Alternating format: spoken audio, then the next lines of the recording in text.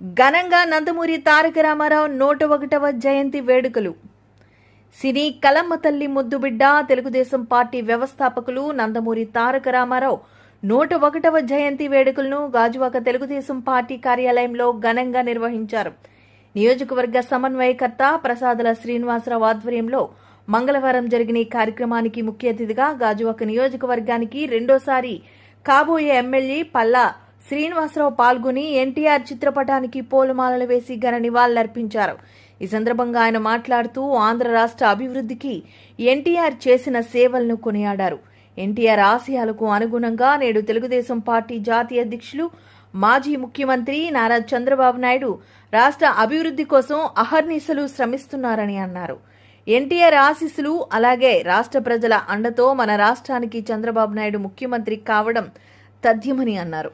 ఈ కార్యక్రమంలో వివిధ వార్డుల కార్పొరేటర్లు బొండా జగన్, పల్లా శ్రీనివాస్, గంధం శ్రీనివాసరావు, టీడీపీ సీనియర్ నాయకులు పొచ్చా విజయ్ కుమార్, విల్లా రామ్మోహన్, ప్రముఖ న్యాయవాది, ఇతర ముఖ్య నాయకులు గోమాడ వాసు, బుల్లెట్ శ్రీను, పప్పు శంకర్రావు, వెన్నెల ఈశ్వర్రావు, బలగం బాలునాయుడు,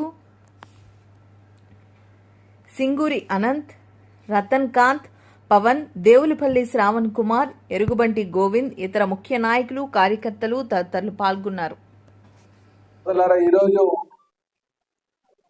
కీర్తి చేసిన నందమూరి తారక రామారావు గారికి వారి జయంతి సందర్భంగా ఘన నివాళులు అర్పిస్తూ మరి ఈరోజు ప్రతి ఒక్కరు కూడా ఆయన్ని స్ఫూర్తిగా తీసుకొని వారి యొక్క ఆశయాల్ని మన ముందుకు తీసుకువెళ్లాలని ఈ సందర్భంగా ప్రతి ఒక్కరికి కోరుతూ, అలాగే వారి ఆశయాల్ని మరి ముందుకు తీసుకెళ్తున్నటువంటి తెలుగుదేశం పార్టీ జాతీయ అధ్యక్షుడు శ్రీ నారా చంద్రబాబు నాయుడు గారి యొక్క ఆలోచనని మనం ముందుకు తీసుకెళ్లాల్సిన అవసరం కూడా ఉందని చెప్పి మరి తెలియజేస్తూ, అలాగే యువ నాయకులు లోకేష్ బాబు గారు కూడా వారు తాత్కాలికమైనటువంటి కీర్తి చేసిన నందమూరి తారక రామారావు గారి యొక్క అడుగుజాడలో నడుస్తున్నటువంటి పరిస్థితులు మీరు చూశారు. వారిని కూడా మనకి వారితో కూడా కలిసి నడవాల్సినటువంటి అవసరం ఉందని చెప్పి ఈ సందర్భంగా తెలియజేస్తాను. సోదరులారా, కీర్తి చేసిన నందమూరి తారక రామారావు గారి కోసం మనం మాట్లాడుకుంటే ఆయన ఒక మహోన్నతమైన వ్యక్తి. తెలుగు జాతి యొక్క కీర్తి ప్రతిష్టలు రాష్ట్ర వ్యాప్తంగా, దేశవ్యాప్తంగా, ప్రపంచవ్యాప్తంగా తీసుకెళ్లినటువంటి, అంటే తెలుగు వారి యొక్క గౌరవాన్ని దశ దిశల అన్ని వైపులు వ్యాపింపు చేసినటువంటి వ్యక్తి ఎవరు ఉన్నారంటే అది కీర్తి చేసిన నందమూరి తారక రామారావు గారు మీరు అందరూ కూడా గమనించాలని చెప్పి ఈ సందర్భంగా తెలియజేస్తున్నా. అంతవరకు కూడా ఎక్కువగా మనల్ని తెలుగు జాతికి అంత గుర్తింపు ఉండేది కాదు. నందమూరి తారక రామారావు గారు ఈ రాష్ట్రానికి ముఖ్యమంత్రి అయిన తర్వాత తెలుగు జాతి అనేది ఒకటి ఉందని చెప్పేసి గమనించినటువంటి విషయాన్ని గ్రహించారని విషయాన్ని మీరు అందరూ గమనించాలని చెప్పి ఈ సందర్భంగా తెలియజేస్తాను. అలాగే కీర్తి చేసిన నందమూరి తారక రామారావు గారు పార్టీ పెట్టి 9 నెలల్లోనే వారు అధికారం తీసుకొచ్చారు. ఆయనకి నేషనల్ మీడియా ఒకసారి మీ యొక్క ఎజెండా ఏంటని అడిగారు. మీరు పార్టీ పెట్టారు కదా, ఆ పార్టీ యొక్క ఎజెండా ఏంటి? మాకు ఎజెండాలో ఒకటే బాబు, అక్కడ ఎవరు మాట్లాడద్దు దయచేసి. మీ ఎజెండా ఏంటంటే ఆయన ఒకటే చెప్పారు, బీదవాడికి తినడానికి తిండు అంటే కూడు, గుడ్డ, నీడ. అందుకే మనకి పార్టీ సింబల్లో ఉంటుంది చూడండి. సో ఎప్పుడు బినామీల పేరుతో సిఎస్ భూములు కొనుగోలు చేశారు ఆరోపించిన పీతల మూర్తి. విశాఖ విజయనగరం జిల్లాలో బినామీ పేర్లతో సిఎస్ భూములు కొనుగోలు చేశారని కార్పొరేటర్ పీతల మూర్తి ఆరోపించారు. ఈ మేరకు పౌర గ్రంథాలయంలో మంగళవారం ఏర్పాటు చేసిన విలేకరుల సమావేశంలో ఆయన ప్రభుత్వ ప్రధాన కార్యదర్శి జవహర్ రెడ్డిపై మరోసారి తీవ్ర ఆరోపణలు చేశారు. భూములు అమ్మిన వారికి ఫ్రీ హోల్డ్ సర్టిఫికెట్లు ఇచ్చి మిగతా వారికి రిజెక్ట్ చేశారన్నారు. సిఎస్ కుమారుడు నేతృత్వంలో జరిగిన భూకుంభకోణాలన్నీ జరిగాయన్నారు.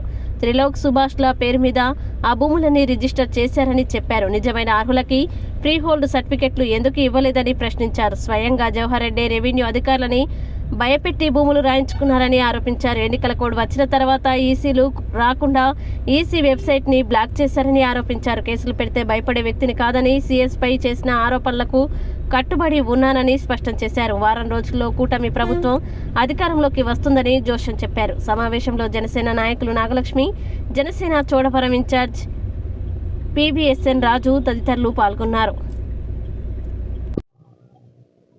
మీ అబ్బాయి దగ్గర ఎవరు రెప్పించాలి?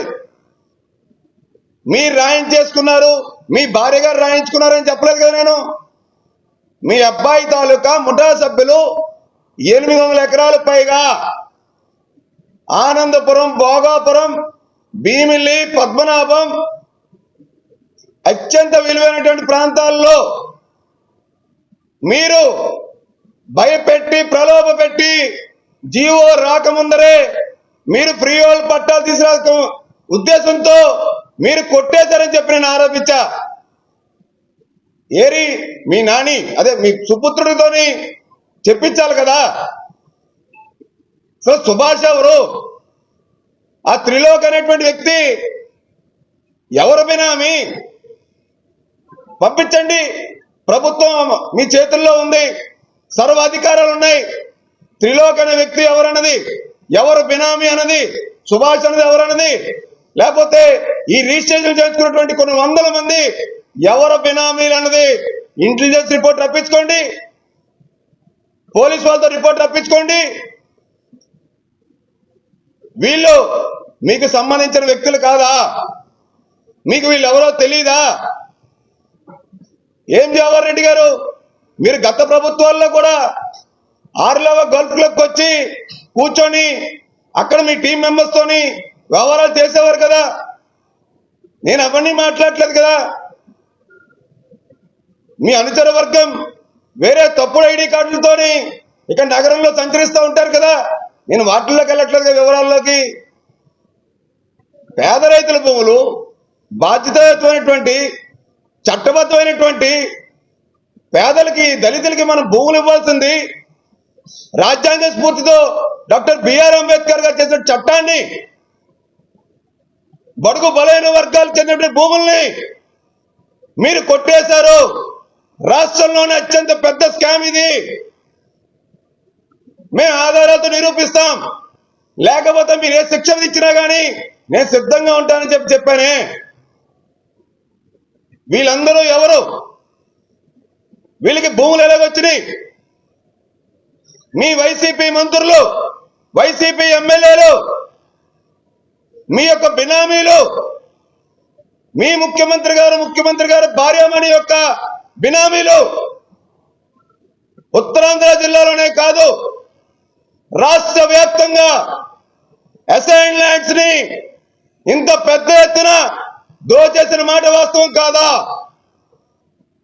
మీరు చీఫ్ సెక్రటరీగా ఈ జీవో జారీ చేయక మునిపే చట్టం తీసుకురాగానే ఉన్నాయి. మీకు కొన్ని ఉదాహరణలే చూపిస్తాం. వందల రిజిస్ట్రేషన్ జరిగినాయి. ఒకటి కాదు, రెండు కాదు. ఇది ఒక్క గండిగుండంలోనే సర్వే నంబర్ 271/6 ఎకరం. ఘనంగా నందమూరి తారక రామారావు గారి 101వ జయంతి వేడుకలు జిల్లా తెలుగుదేశం పార్టీ కార్యాలయం శ్రీకాకుళం. తెలుగుదేశం పార్టీ వ్యవస్థాపక అధ్యక్షులు మరియు మాజీ ముఖ్యమంత్రి వర్యులు అన్నా నందమూరి తారక రామారావు 101వ జయంతి వేడుకల్లో జిల్లా తెలుగుదేశం పార్టీ అధ్యక్షులు కలమట వెంకటరమణ మరియు శ్రీకాకుళం నియోజకవర్గ ఉమ్మడి కూటమి ఎమ్మెల్యే అభ్యర్థి గొండు శంకర్ మరియు జిల్లా ముఖ్య నాయకులతో కలిసి పాల్గొన్న మన ప్రియతమ నాయకులు ఉమ్మడి కూటమి ఎమ్మెల్యే అభ్యర్థి శ్రీ బగ్గు రమణమూర్తి. ఈ సందర్భంగా ఉమ్మడి కూటమి ఎమ్మెల్యే అభ్యర్థి బగ్గు రమణమూర్తి మాట్లాడుతూ తెలుగువాడి గుడిలో కొలువైన ఓ యుగ పురుషుడు ఎన్టీఆర్ అని, ఎన్టీఆర్ ముఖ్యమంత్రిగా పరిపాలన చేసిన కాలం మొత్తం రామరాజ్యాన్ని తలపించిందని రమణమూర్తి గారు కొనియాడారు. పేదలకి కూడు గుడ్డ నీడ అనే నినాదంతో కార్మిక కర్షక బడుగు బలహీన వర్గాలకి రాజ్యాధికారం కట్టబెట్టిన ఏకైక సంఘ సంస్కర్త నందమూరి తారక రామారావు అని, 2 రూపాయలకే కిలో బియ్యం, జనతా వస్త్రాలు, పేదలకి పక్కా గృహాలు, ఆడబిడ్డలకి ఆస్తిలో హక్కు, వృద్ధాప్య పింఛన్లు వంటి ఎన్నో చారిత్రాత్మక సంస్కరణలు తీసుకువచ్చిన మహనీయుడు, మహానాయకుడు నందమూరి తారక రామారావు గారికి దక్కిందని ఉమ్మడి కూటమి ఎమ్మెల్యే అభ్యర్థి శ్రీ బగ్గు రమణమూర్తి అన్నారు.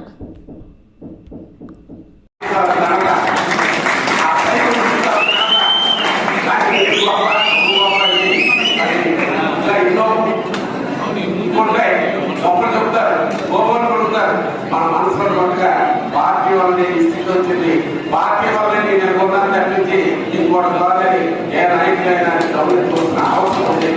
కాబట్టి ఎంతో మంది ఎన్నో అవకాశాలు త్యాగం చేసి ఇవాళ పార్టీ గురించి సర్వస్వం కోల్పోయి ఇవాళ పార్టీ బతికించింది కార్యకర్తలు. వాళ్ళ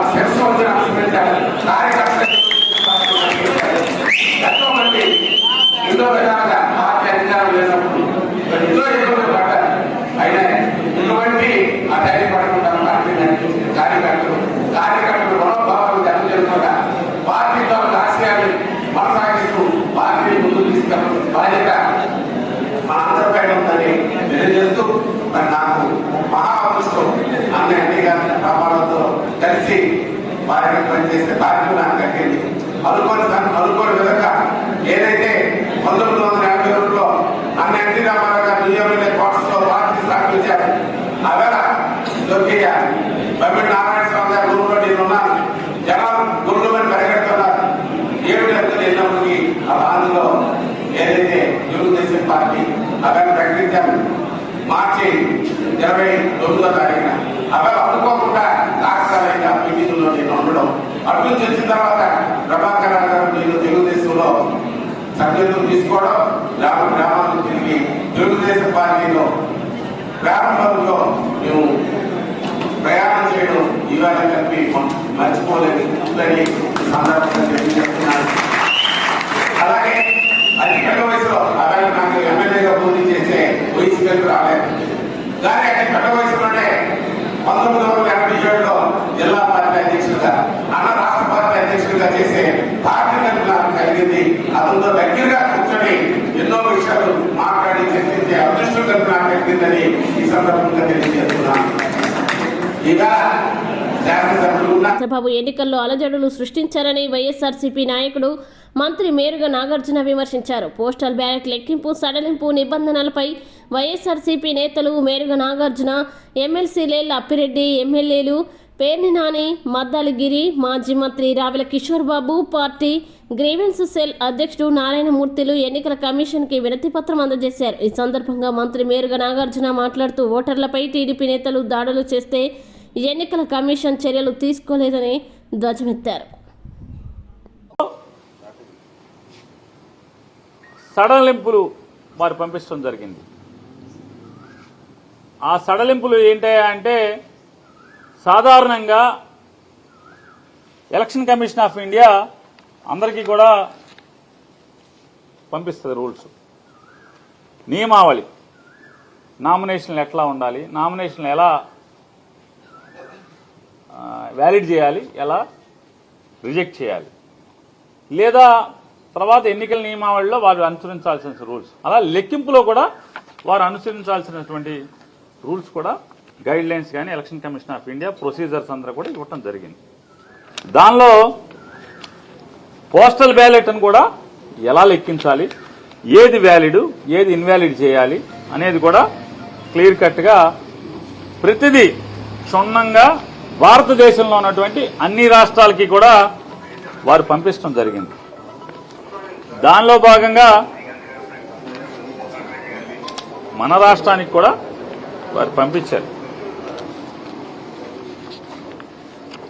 ఆ పంపించిన దాంట్లో పోస్టల్ బ్యాలెట్ల గురించి కూడా క్లియర్గా ఇచ్చారు. Counting through postal ballot paper అనే దాంట్లో కూడా వారు ఇచ్చారు. క్లియర్గా ఇస్తూ ఖచ్చితంగా పోస్టల్ బ్యాలెట్ ఆ కవర్ల మీద ఆర్ఓలు, ఏఆర్ఓలు లేదా కౌంటింగ్ ఆఫీసర్లు వారు తీసుకోవాల్సినటువంటి కవర్ బి, ఫామ్ 13C, అట్లాగే 13A అంటే 13A 13B ఆ కవర్ల మీద ఏ నంబర్ల కవర్లు ఉండాలి, దానిలో ఓటరు ఆ బ్యాలెట్ పేపర్ నంబర్ రాయటం, లేకపోతే వారి పోస్టల్ వారికి ఓటర్ లిస్టులో ఉన్నటువంటి క్రమ సంఖ్య ఏది ఉందో దాన్ని రాయటం, వారి పోలింగ్ స్టేషన్ నంబర్ రాయటం, అలాగే ఇతనే ఆ పోస్టల్ ఓటు వినియోగించుకున్నటువంటి ఎన్నికల బాధ్యత నిర్వహిస్తున్నటువంటి ప్రభుత్వ అధికారి ఎవరో అతనికి ఓటు ఎక్కడుందో ఇతనే అని చెప్పని అటాచ్ చేస్తూ ఒక గెజిటెడ్ అధికారి సంతకం పెట్టి స్టాంప్ వేయాలి అని గతంలో ఉంటే, కొత్తగా ఎలక్షన్ కమిషన్ ఏం చెప్పిందంటే ఒకవేళ స్టాంపు వేయకపోతే గనక అతని చేతి రాలుతో డిజిగ్నేషన్ రాసున్నా కూడా వ్యాలిడ్ చేయండి అని చెప్పారు. చేతి రాతతో అతను ఎక్కడ అధికారిగా పనిచేస్తున్నాడు, ప్రస్తుతం ఎక్కడ ఉద్యోగం చేస్తున్నాడు అనేది కూడా రాసి చేత్తో గనక రాసి సంతకం పెట్టుంటే గనక దాన్ని కూడా వ్యాలిడ్ చేయండి అని చెప్పని ఎలక్షన్ కమిషన్ ఆఫ్ ఇండియా నియమావళిలో అందరి రాష్ట్ర ఎన్నికల అధికారులందరికీ కూడా పంపించడం జరిగింది. ఇది అందరు కలెక్టర్ల దగ్గర, అందరు ఆర్ఓల దగ్గర, అంటే జిల్లా ఎన్నికల అధికారుల దగ్గర, అలాగే అసెంబ్లీ నియోజకవర్గ రిటర్నింగ్ అధికారుల దగ్గర అందరి దగ్గర కూడా ఇది ఉంది. కానీ కొత్తగా ఆంధ్రప్రదేశ్ ఎన్నికల సంఘం నుంచి ఏమని పంపించారా అంటే, ఒకవేళ వాళ్ళు గనక ఆంధ్రప్రదేశ్ ఎన్నికల సమయంలో టీడీపీ, బీజేపీ, జనసేన కూటమి ఏర్పడిన తర్వాత ఎన్నికల కమిషన్ వ్యవహార శైలి మారిందని వైఎస్ఆర్సీపీ రాష్ట్ర ప్రధాన కార్యదర్శి సజ్జల రామకృష్ణారెడ్డి అనుమానం వ్యక్తం చేశారు. ఎన్నికల సమయంలో జరుగుతున్న సంఘటనని బట్టి మేం మాట్లాడాల్సి వచ్చిందని చెప్పారు. ఎన్నికల సమయంలో టీడీపీ నేతల అరాచకాల వీడియోలు ఎందుకు బయటకు రావడం లేదని ఆయన ప్రశ్నించారు. ఫాలో కమ్మంటున్నాం. ఇక్కడ ఏదో వేరే డిఫరెంట్గా ఉన్నది, దాని మీద రిప్రజెంటేషన్ కూడా ఇచ్చాం. అది తీసి, ఎందుకంటే that కాంట్రావిన్స్ the spirit of ECI ఇచ్చిన దాన్ని, కాబట్టి దాన్ని తీసేయమని అడిగాము.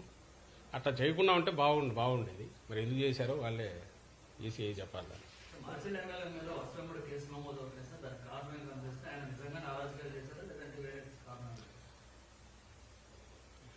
ఇప్పుడు మీరు గమనిస్తే గత 10-15 రోజులుగా అసలు అక్కడ ఏం జరుగుతుంది మాచర్ల అంటే, మాచర్ల సెంట్రిక్ గానే మొత్తం ఎల్లో మీడియా కానీ, ఆ పార్టీ కానీ, టీడీపీ కానీ నడుపుతున్నారు, ఒక ఎమ్మెల్యేని టార్గెట్గా పెట్టుకొని. ఈ నేపథ్యంలో 2 చెప్పారు. ఒకటి, ఎన్నికల కమిషన్ అనేది ఏదైతే అంపైరింగ్ రోల్ చేయాలనో ఇక్కడ ఒక నిష్పక్షపాతంగా అటు ఇటు సైడ్ తీసుకోకుండా చేస్తాదనే మా ఆశ, చేయాలనే మా కోరిక. అందుకోసం ఎప్పుడైతే ఎన్నికల కోడ్ వచ్చినప్పటి దగ్గర నుంచి కూడా మీరు గమనిస్తే మా పార్టీ కానీ అధికారంలో ఉన్నప్పటికీ ముఖ్యమంత్రి గారితో సహా డిస్టెన్స్ అయ్యాం అక్కడికక్కడ. అలాగే ఏ నిర్ణయం తీసుకున్నా కూడా ఇద్దరికి సమానంగా ఉండే రకంగా ఏది తీసుకుంటున్నా కరెక్ట్ అనుకుంటున్నాం. కానీ దురదృష్టవశాత్తు ఈ ఎన్డీఏని కూటమి ఫామ్ అయినప్పటి నుంచి, ఆ తర్వాత పైన ఎక్కడైతే సెంటర్లో బీజేపీ ఉన్నదో అంత పొత్తు పెట్టుకున్నప్పటి నుంచి ఎన్నికల కమిషన్కు బాబు దోమపోట్లాగా బాబు కాటో లేక బాబు వైరస్ ఏదో సోకినట్టుంది, ఇన్ఫెక్షన్ వచ్చిందేమో అని అనిపిస్తుంది. అది ఎంతవరకు పోయిందంటే, ముందు అనుమానంగా ఉండేది ఇప్పుడు నిజమని కూడా అనిపించే రకంగా ఎన్నికల కమిషన్ వ్యవహరిస్తున్న తీరు. ఇప్పుడు ఆల్ ప్రాక్టికల్ పర్పసెస్ ప్రభుత్వాన్ని ఎవరు నడుపుతున్నారంటే ఎన్నికల కమిషన్ నడుపుతోంది, ఆంధ్రప్రదేశ్ ప్రభుత్వాన్ని కాదు, ఎక్కడైనా సరే. అది ఎంత జోక్యం చేసుకుంటోంది ఇప్పుడంటే, ఇప్పుడు మీరన్న ఈ కేసుకు సంబంధించి మాచర్ల కేసులో కూడా అది కనిపిస్తుంది. అక్కడ ఆ రోజు ఈవీఎం జరిగిన సంఘటన ఏదైతే ఉందో దాని మీద మీరు పోవడానికి అసలు వీడియో ఎక్కడి నుంచి వచ్చింది దాని లేదు. అలాంటి వీడియోలు మిగిలినవి ఎందుకు రిలీజ్ చేయాలంటే వాటిని రిలీజ్ చేయాలి ఎలక్షన్ కమిషన్. నువ్వు నిష్పక్షపాతంగా వ్యవహరిస్తున్నావంటే ఎక్కడెక్కడ ఈవీఎంలు డ్యామేజ్ అయినా ఉన్నాయో అవన్నీ బయట పెట్టాలి. బయట పెడుతూ దానికి ముందు తర్వాత జరిగినవి ప్రెమిసెస్లో ఏం జరిగిందో కూడా బయటకు రావాలి. అది ఎందుకు చేయట్లా? ప్లస్ ఆ వీడియో బయటకు వచ్చింది ఎట్లొచ్చింది?